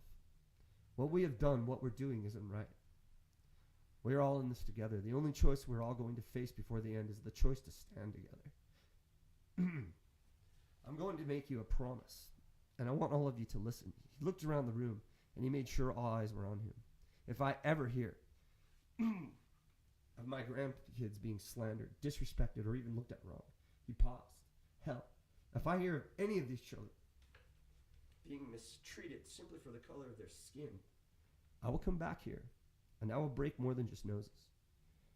Howie grabbed a Kleenex off of the secretary's desk and helped the man up and gave him the tissue. He patted him on the back. As he made his way out of that office, his heart smiled wider than it ever had since the day his daughter was born. He knew now that what the world needed. He knew what he needed, and it had nothing to do with race or doubt. It had nothing to do with anger or pain. He was ready to start living, and that is exactly what he would do, with his grandchildren at his side, the two best souls he ever witnessed. And their blood was his blood, and they were his family, his light and his life. "You all have a good day now," he said as he turned to go. The end. That was cool. That man, that felt like you pulled some of my own, even my own life experiences out of the ether on that one. Yeah, it's really strange for me because I really relate to those characters, and it's like I know them, so I get choked up telling their story. Yeah, it's not my story; it's their story. I mean, it's very closely paralleled. So when I was in junior high, my dad got remarried, and I had three black step siblings. Oh wow! And we moved. How extraordinary. We moved to Layton, and we had started at this new school, Fairfield Junior High, and so we were new kids. And obviously, I'm redheaded ginger, right? And you know, it's not obvious. She was black, and none of the kids knew that we lived under the same roof. And so, you know, as young boys do, they start, you know, trying to get me in their cliques or whatever, and they're doing their weird stuff. And you know, I hear them all going around, who's gonna F the N word, you know? Yeah. And I'm sitting there listening to this. I'm like, these guys don't even know that I. Like, that's my sister, man. That's my sister, yeah.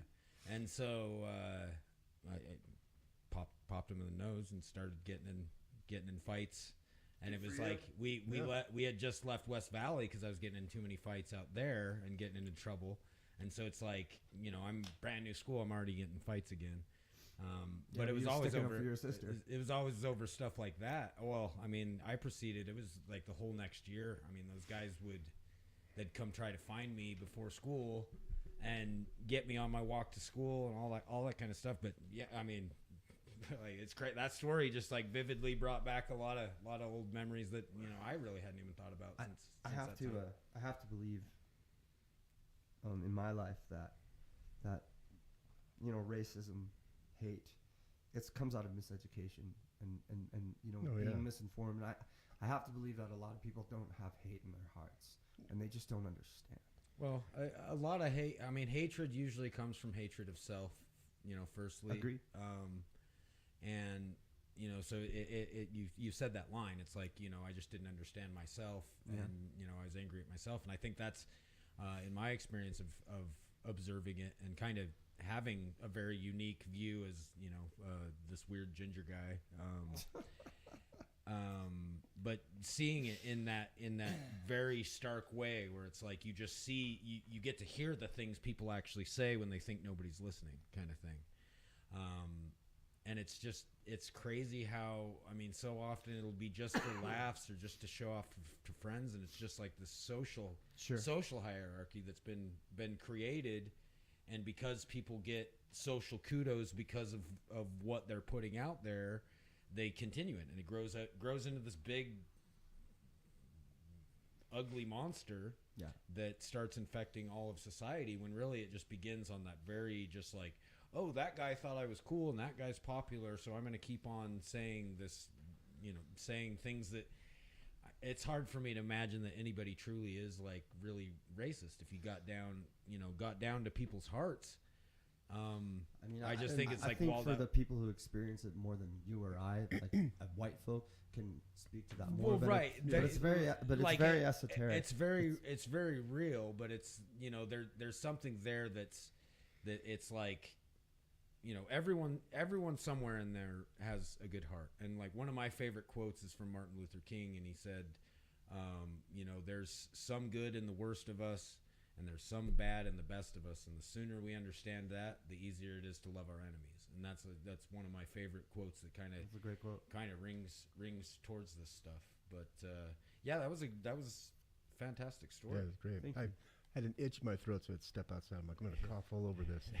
Yeah, So forgive me. Yeah, I appreciate that. Rick brought some lozenges, but Good. Do you need one? No, I'm okay now. I got some. And more, that but- gave us a new segment, you know, doing readings of short stories. That's great. great. I'm glad we were able to do it today. It all kind of worked out. We had a rough beginning to it things, was but right. It wouldn't be a show if we didn't have a rough beginning. well, or end. we got rough beginning or rough end. That's how it goes every time. I don't know what I missed. You know, but what are you doing now musically? I mean, you've got over 300 songs, originals out there. Yeah, I have over 300 original songs. You know, it's just pissing in the wind for me. But no, I figured I should probably plug what I'm doing. Yeah, I'd like to know. I'm in multiple projects, and tomorrow I'll be playing with Tanglewood, my band from my salad days that I Fucking played love mandolin. Up at Kamikazes. Kamikazes, and then Saturday I'll be playing with a little project I call Small Talk with Aiden and Sarah DeGraw. Nice. And then hopefully Saturday at the Stateroom I'll be playing keys for Tony Holiday on April 5th. And then Wait, Tony's Holidays back in April? Yeah.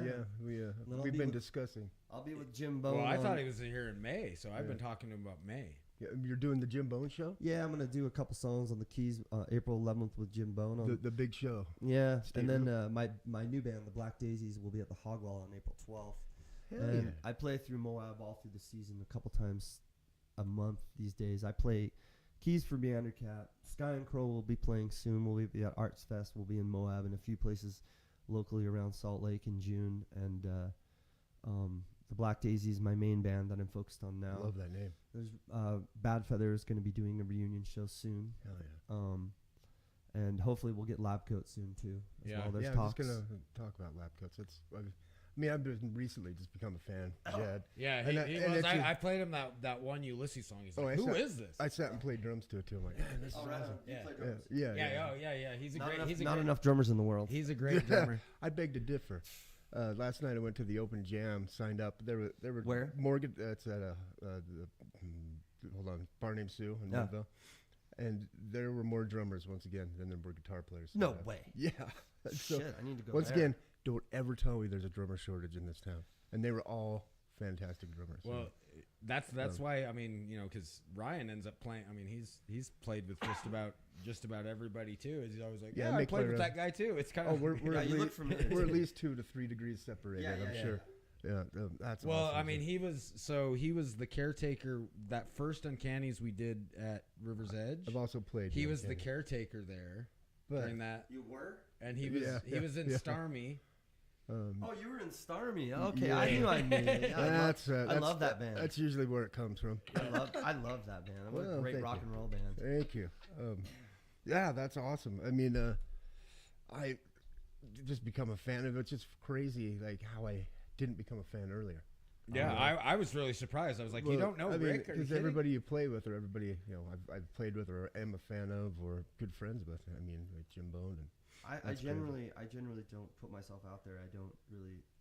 I do this because I don't have a choice. When you're good, you don't have to. Wow. Yeah.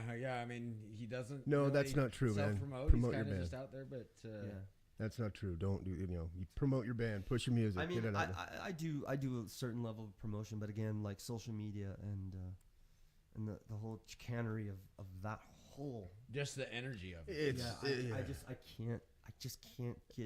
I can't get in a flow with it. Yeah, and it's a necessary evil too. You're just like, I got to get people to my shows because I got an art to. Well, and it sounds like, I mean, just musically and writing songs. I mean, hearing you talk, I mean, it sounded very similar. I mean, I reached that point. It was kind of part of what led me to music. Was I was getting so burned out on having a camera in my hand. I was just like, this is just like dead air. People often. There shouldn't be dead air. All right, that's what I just gotta. I got a text saying though. So I've been getting texts that say dead air. Yeah. I mean, everything is. I don't see anything moving. What's going on here? That's what we got, man. I mean, I see all the spikes and stuff. Is there? Flip the talk switch on. Talk's on? Do it again.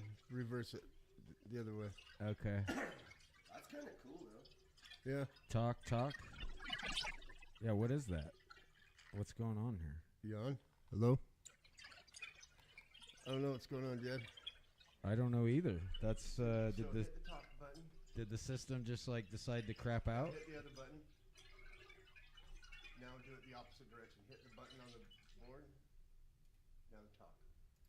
Okay. Are we back on? Did that fix it? I don't know. No. It's still this weird jambalaya. Oh no.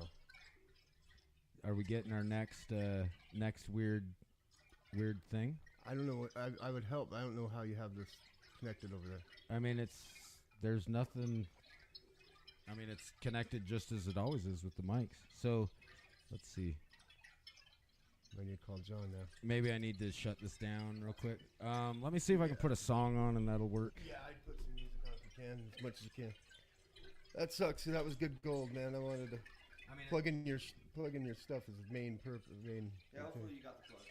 Yeah, we'll throw them up on our page too. If you can send text it to one of us. Yeah. That's bad.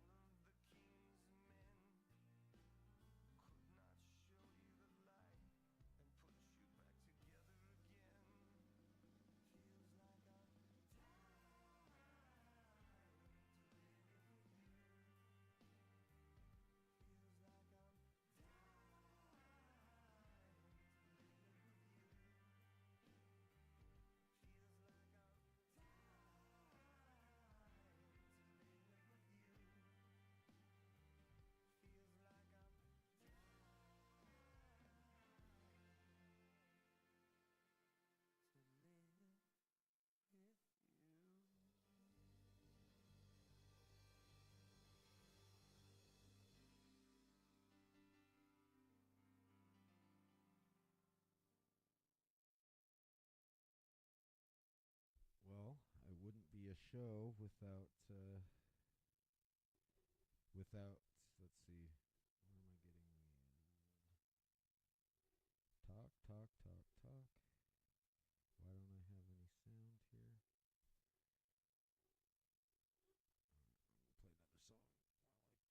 I'm going to play another song while I try to figure that out.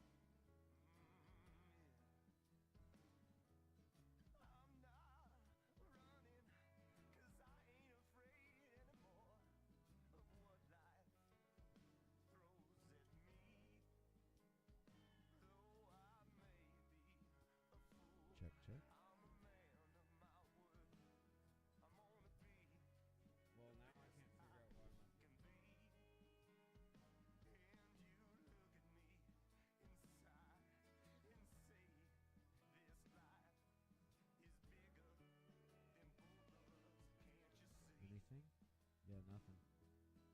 Get me out of this town, 'cause I have further to fall. Lift me up and put me on a plane. Everyone needs a friend when they're coming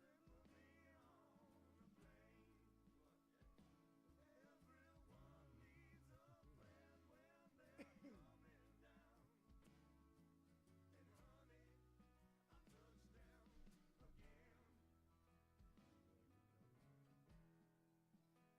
honey, I touched down again. It took so long for you to find me and take me by the hand and pick my heart up off of the ground. Oh, this world can be so clever.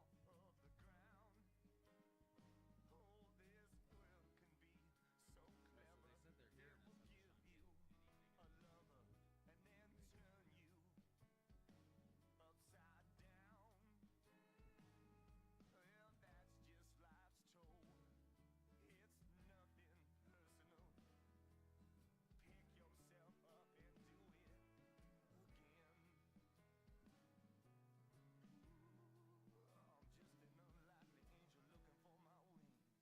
Yeah, yeah, yeah. Unlikely as a Oh, bee. there's something. Sounds like.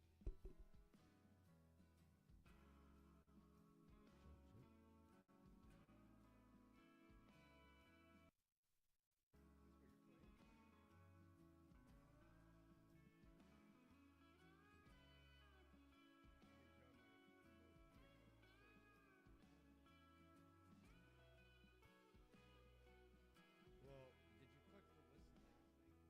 My dad was listening to some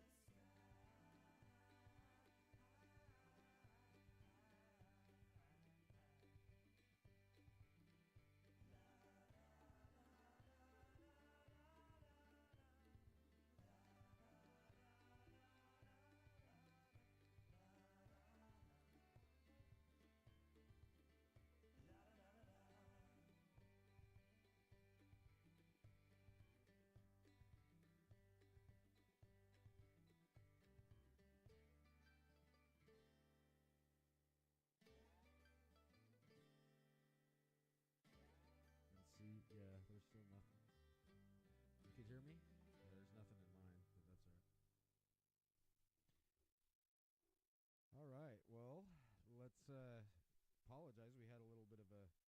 I guess it wouldn't be 8:01 and done unless we had something go done. No, I still don't hear myself, but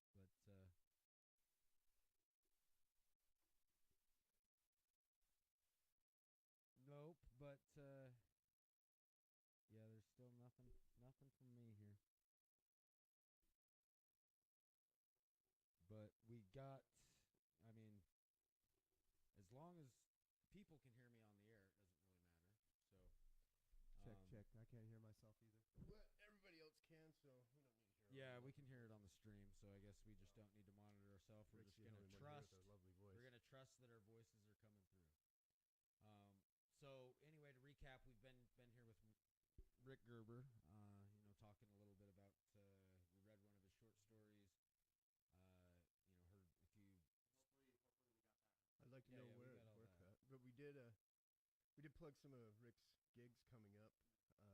I think that's where we left off. So probably good if we recap that. The boss is calling, so go ahead. I'll be right back. So I'm playing tomorrow with my band Tanglewood. I play band all original music. That's at Kamikaze, Miami Midnight. That will be a time machine. It's lovely. On the 29th, I'll be playing at Level Crossing for their Space Oddity Brew release. And that will be with Sarah McGraw and Aiden. And we have a little project called Small Talk. And then April 5th, I believe I'll be playing Succeeds the Killing Holiday at the Stateroom. April 11th at the Stateroom, I'll be playing Succeeds for Jim Bone. On the 12th of April, I will be at Hogwell with my band, the Black Daisies, my original band that I'm very proud of. The 17th of April, I'll be stopping in at Pat's to play with the lovely Megan Blue, play some songs with her. And Friday and Saturday, the 18th and 19th of April, I'll be at Moab with Neandercat playing keys for that band, which is one of my favorite local bands. And then coming into the 24th, 25th, and 26th, I'll be at Woody's with the Nightcaps for the car show. And on the 26th, I will be playing with Neandercat and the Black Daisies at the Burning Man Building Man. Oh, the Building Man shindig. thing. Don't really know much about that, but I'm happy to support it. And the 24th of April, I'll be at the Blue Pig Solo Acoustic. And the 27th of April, I'll be at the Blue Pig Solo Acoustic. Oh, so anyway. I just had some audio kind of come through for a sec. Well, that's awesome. So that's a lot. But immediately, Tanglewood, they only get together once or twice a year. That's tomorrow night at Kamikaze's up in Ogden. So make sure you get up. I love that place. That was Rick's first real project. So and they continually get together every year, and they've played out quite a bit. So get up to Kamikaze's tomorrow, and then get filled in. Where is there a place that people can find? Like your list of shows that you have coming up. Just Facebook and Instagram. What Rick Gerber or Rick Gerber Musicology? I know you. Rick Gerber. Look up Rick Gerber. It's just. I mean, I have sites for all the bands. And after the show. But it's all central. If you just find Rick Gerber, you'll find. My dear friend Emma, she does my social media. So and when you see cool stuff on there, that is not me. Oh, you're not supposed to admit that. Well, I can admit that because he's like because you're an honorable player. I worry that people when they respond to my posts and I don't respond to them, I worry that they think that I'm ignoring them. But if you really want to if you really do know me or you want to be present with me, then come knock on my door or give me a call. Come to a show. It's not how I communicate. Yeah, I mean, or come to you're the more show, honorable than me. I'd let somebody do it all. Meet me for coffee, but yeah, I don't. I generally will not. I will not. I just won't respond. I don't get on. I don't see things on social media. Yeah, and that's why you're a healthy person. Yeah, I try to be. So have you played? I'm sure you played Kamikaze. I've been playing Kamikazes for Tommy for 1,000 years, man. I love that place. It's I such a cool vibe. I love so intense and the stage area and well, that is definitely an old church. Yeah, I love that vibe. I don't know if you remember back in the day, like the Pompadour. There's an old club called the Pompadour. In Ogden? No, it was in Salt Lake, but it was an old church. And it just gives me that vibe. Yeah, I mean, I saw Nirvana and Soundgarden and tons of old bands that have. Soundgarden played there? Yeah, Smashing Pumpkins played there. Wow. I could go on. Like Fugazi played there. Oh, love all three. So yeah, it's Is there anything there now where the Pompadour used to be? That's another story. That'd be a great show because they tore it down. The construction company locked it down before they had permission to or any licensing, and it was a big deal. Big old Like we all, controversy. but yeah, that's another time. Get back into the story of But what happened to the pond. we will put links. Let's try to get. We're going to try to get better with this. Put some links to Gerber's show, maybe where you can catch him, and then we'll get all that up too. So if What time are you back on? we'll be back on We're tonight. back on tonight at 7 o'clock. Yes, With Liana. And we have our buddy Michael, great singer songwriter. Till what? We go till 10. We But go to 10 usually. feel free to come. Yeah, you can drop in at any point. Go see my students perform, and then probably go home to rejuvenate, but I'll have your Yeah. And if you, I don't know if you guys covered that, but what you teach? What are your students? Yeah, we what's covered that at the I top of teach the show. piano, mandolin, guitar, banjo, piano, vocals, songwriting, and I teach just a couple things then. Huh? just a couple things. The one thing I don't teach is I know a guy or two. I met five more of them last night. Yeah, they're all teachers. Yeah, well, Do you ever teach people the drums, or is that I just taught like, drum lessons years and years ago when I worked at Mars Music, and I'll never do it again. No. Dang, I was gonna ask you to teach me. Oh, well, I'll teach a buddy, but you don't want me to teach you. No, I'm. That's something that we got from designs from Breaking Bad. No, it's a coffee maker. John is gonna have to explain. See a little. that's not Mexican. Well, this is your lucky day. I came on the show with Jed today, and it's all over from now on. Next thing we know, we saw Rick stripping out You copper gave me from enough new coffee buildings. today that I almost. Yeah. With a now it's pile called of Positively Rick Street. copper tubing next to him. He's dressed as Big Bird. Yeah. John Farmer, I know you're listening. This is the third time somebody's asked about your coffee maker. You need to come in and give us a. You need to give like a presentation. We'll just have a video on the site. Yeah. It's like, Just to throw out John Farmer. I don't know him as well as you guys, but a lot of the people on the other two tech people listening to the show talked about how great he is and how much they respect him. Yeah. He's done So a you know, lot. John. He's done a lot, man. I mean, and they're like, but that Jed guy who's screwing up the whole show. Yeah, I know. Get rid of So I love it because it's not my turn to screw up the show. It's great. No, that's great.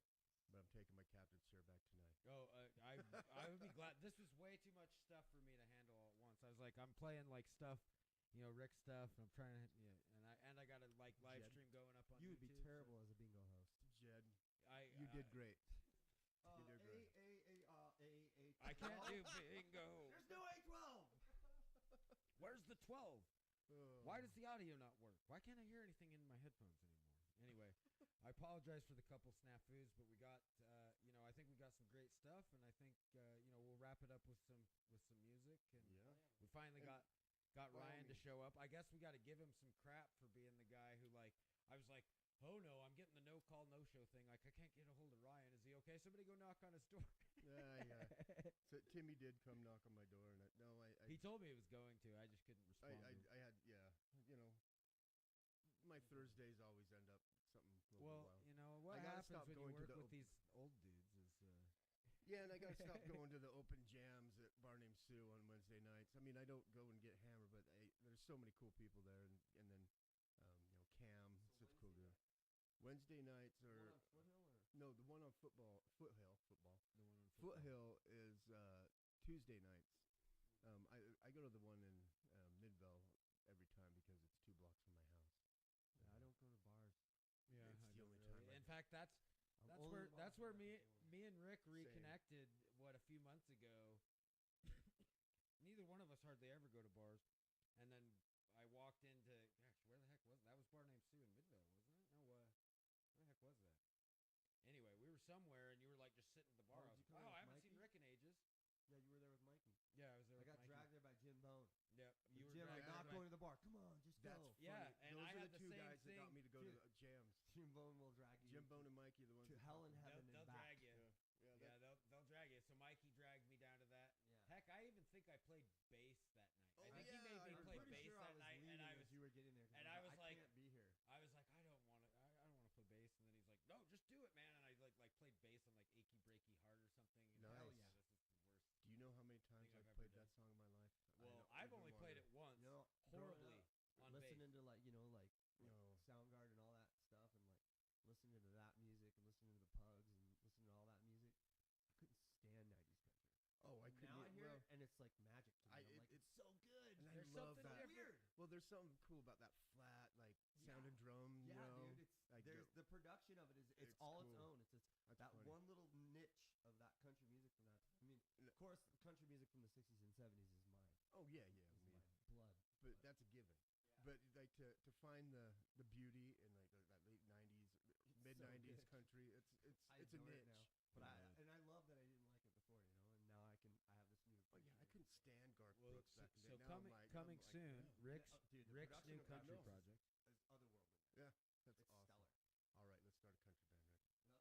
Hey, let's do that. Country band featuring Rick Gerber and Ryan Mills beginning. That'd be fantastic. Well, anyway, we're gonna wrap up the show. Thanks for tuning in, and you can catch a rebroadcast if you look up our YouTube 801 and Done. I do record these and put them up there. So the part where we had some snafus, that might actually You can edit it. not have the snafus. No, we'll just add. Well, it's just another feed, so it might have it might have captured what got lost over here. We're gonna All right, repl- don't talk about technicalities to the audience. We're gonna Yeah, no more replace it. We're gonna technicalities. replace it with that frog on the Warner Brothers, like "Hello, my baby." Every time we Yeah. screw up, just Well- cut that out. Well, Yeah. no, so we're gonna use bedroom, AI tools Oh, to like man. replace the parts that, Man, you that went Jed, deep. Jed and I That's missed. heavy. And we should also find a way to post that short story so people can read it. I think you should. That'd be That's great. a good idea. So we'll post it up on 801 Done Well, or yeah. something, but we'll be in touch. But we'll close it out with some more music from Rick. And, Before we go, though, I want to tune back in tonight for our evening show. I'm sorry, man. I just I'm not used to it, man. You're over there in the captain's chair. And it's throwing me off. I know you. Yeah, but we got our buddy Michael coming in. He's singer songwriter. Awesome. We did a song with him. Leanne will be here. We're gonna beg Rick to come back. Yeah, Rick said he'll stop by on his way up to the hog roll. You said. And we might have some other surprise guests, and we're just gonna kind of round table it, shoot the shit. We will definitely have some kind of surprise, whether it's Good or something bad. going wrong or we And, find you know, a second banana on the street. I didn't know if did you hear or read, we lost Sundance Film Festival. Utah is no longer hosting it. Don't we have one or two more years like that? Maybe, I don't know. Good riddance to me. I know, and that's I kind of want to touch on that because I have mixed feelings about it too. I It's have like, mixed feelings about it. you know. But as a performer there, good riddance. Oh yeah. I've been on that end, but then it's cool because you're like, man, I'm playing Sundance, but then the wonder if third it's- time you're like, man, I got. I anticipate a very when outdoor retailers left and then nobody cared about outdoor retailers Now, see, anymore. And then that's they came what I back. would like to come back. No, Yeah. paid a lot of outdoor money. retailers did come back. Tell me about it. They're doing the shows now. They are, Pretty- but yeah, I they're worked back. one. They're back, but it's just not as big as it was. They No. left and shrunk, and nobody, It sucks. Nobody I cared. worked one, and I then said I they won't came do it again. back. I mean, so I think the same thing happens with Sundance. It's just not going to be the same outside of Utah, and it might become a thing, but I just don't. it'll Boulder's never be pretty the cool, same. man. I don't think they'll leave Boulder. But anyway, I'm sorry, Jed. Go ahead Well, and close out your show. They moved outdoor retailers to Denver Yeah, too, do you and have, then you have a catchphrase? Or? you gave us one. Second banana today. All 801 right. and done. For all you second bananas out here. All right. 801 and done. With the 801 rotten and done. banana coming in late. Hey, maybe you can give us the tagline, and you can be like, "I'm Rick Gerber, and you're listening to." Yes, 801 we and need Done." one. This is Rick Gerber, and you're listening to 801 and Done. Cheers. Have a great rest of your Thursday, and we'll see you tonight at 7 back here on UtahMusic.com. Ain't it strange how some people never